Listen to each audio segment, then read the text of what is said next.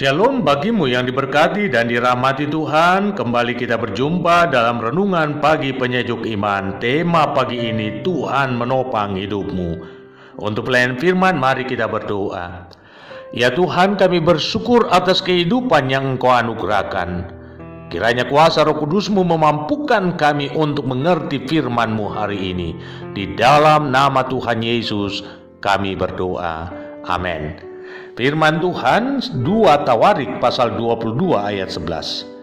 Tetapi Yosabat anak perempuan raja mengambil Yoas bin Ahasya, menculik dia dari tengah-tengah anak-anak raja yang hendak dibunuh itu, memasukkan dia dengan inang pengasuhnya ke dalam gudang tempat tidur. Demikianlah Yosabat anak perempuan Raja Yoram, istri Imam Yoyada. Ia adalah saudara perempuan Ahasya, menyembunyikan dia terhadap Atalia sehingga ia tidak dibunuh Atalia. Saudaraku, boleh jadi saudara mempunyai catatan masa lalu yang kelam, dan hal itu membuat hidup saudara terpuruk. Dan sekiranya tak ada seseorang yang datang menolong, maka saudara akan stres dan tidak memiliki harapan untuk meraih masa depan, bukan?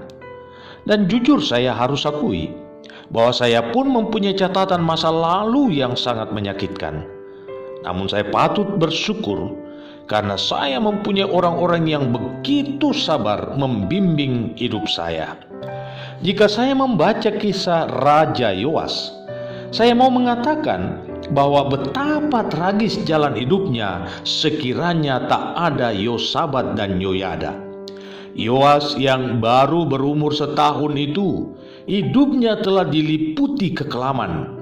Konflik berdarah mewarnai jalan hidup Yoas yang masih bayi.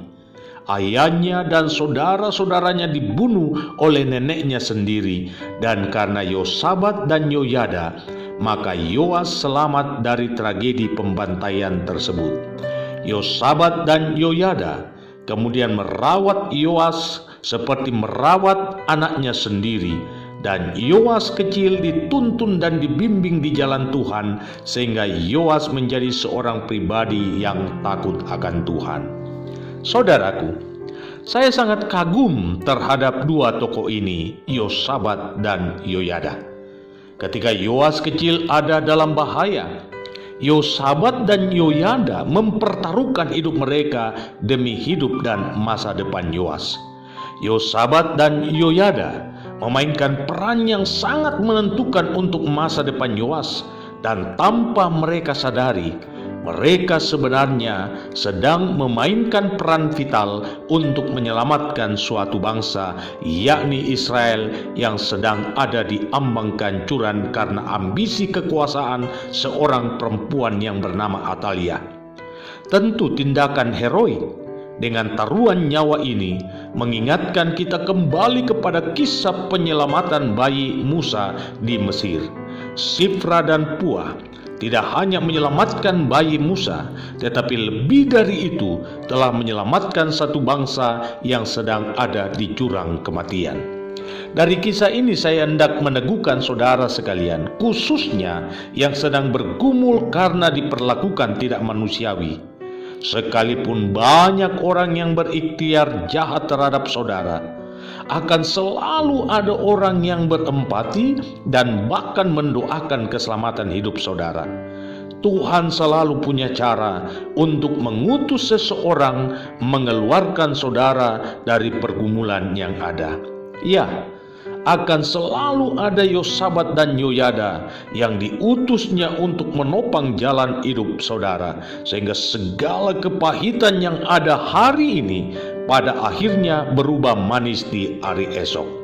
Karena itu, saya hendak menegaskan hal ini kepada saudara. Jangan pernah meratapi dan menyesali hidup.